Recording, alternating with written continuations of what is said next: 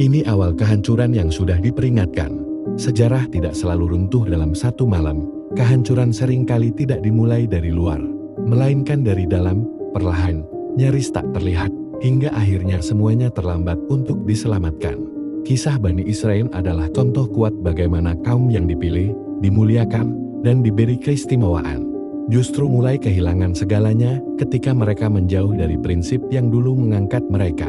Pada suatu masa, mereka diselamatkan dari penindasan, dibebaskan dari kekuasaan tiran, dan dipimpin oleh nabi-nabi yang membawa cahaya petunjuk. Mereka menyaksikan mukjizat, sesuatu yang generasi setelahnya hanya bisa dengar sebagai cerita. Laut terbelah, musuh ditenggelamkan, dan jalan menuju kebebasan terbuka lebar di hadapan mereka. Namun justru di titik itulah benih kehancuran mulai tumbuh, bukan karena kelemahan, tetapi karena rasa cukup yang berubah menjadi kesombongan. Ketika rasa syukur mulai memudar, perlahan digantikan oleh tuntutan. Mereka tidak lagi melihat nikmat sebagai amanah, melainkan sesuatu yang layak mereka miliki tanpa syarat. Perintah mulai terasa berat, aturan dianggap beban, dan kebenaran tidak lagi diikuti dengan hati yang tunduk, melainkan dengan perdebatan dan penolakan. Dari sinilah arah sejarah mulai bergeser, pelan namun pasti. Nabi demi nabi diutus untuk mengingatkan, bukan sekali, bukan dua kali, tetapi berulang-ulang. Setiap peringatan membawa harapan, setiap seruan mengajak kembali pada jalan yang lurus. Namun yang terjadi justru sebaliknya. Sebagian dari mereka mendustakan, sebagian lagi bahkan melampaui batas. Dengan menyakiti utusan yang seharusnya mereka hormati, ini bukan lagi sekadar pelanggaran, melainkan sebuah pola, sebuah sikap yang berulang, yang menunjukkan bahwa masalahnya bukan pada kurangnya petunjuk, tetapi pada hati yang mulai menolak untuk menerima. Kehancuran tidak langsung datang sebagai hukuman besar yang terlihat jelas. Ia hadir dalam bentuk yang lebih halus, lebih dalam, hati yang mengeras, empati yang hilang, dan kebenaran yang terasa asing. Mereka masih memiliki kitab, masih memiliki tradisi, tetapi ruhnya perlahan menghilang. Apa yang tersisa hanyalah bentuk luar tanpa makna, ritual tanpa kesadaran, dan identitas tanpa arah. Seiring waktu, perpecahan mulai muncul di antara mereka.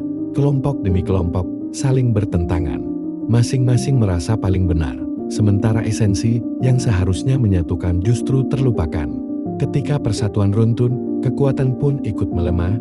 Dari luar, mereka mungkin masih terlihat utuh, tetapi dari dalam, mereka sudah retak, dan retakan itu terus melebar tanpa bisa dihentikan. Sejarah kemudian mencatat bagaimana mereka mulai kehilangan perlindungan yang dulu begitu nyata. Musuh yang dahulu mereka kalahkan kini kembali dengan kekuatan yang tak bisa mereka tandingi. Kota-kota yang pernah menjadi simbol kejayaan berubah menjadi saksi kehancuran. Ini bukan sekadar kekalahan dalam peperangan, melainkan konsekuensi dari perjalanan panjang menjauh dari nilai-nilai yang dulu menjadi fondasi mereka. Yang paling menyedihkan bukanlah kehancurannya, tetapi fakta bahwa semua itu telah diperingatkan jauh sebelumnya.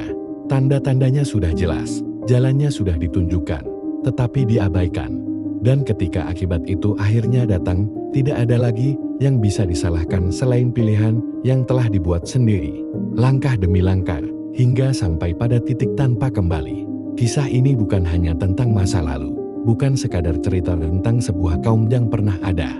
Ini adalah cermin, sebuah pengingat bahwa kehancuran tidak pernah datang tanpa sebab. Ia tumbuh dari kebiasaan kecil yang diabaikan, dari kebenaran yang ditunda, dari peringatan yang tidak dihiraukan. Dan yang paling berbahaya adalah ketika seseorang merasa dirinya aman, padahal perlahan ia sedang menuju arah yang sama. Sejarah selalu berulang, bukan karena waktunya yang berputar, tetapi karena manusia sering mengulangi kesalahan yang sama.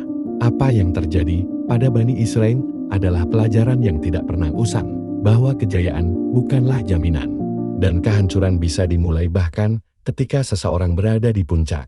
Kalau kamu baru tahu ini, follow sekarang.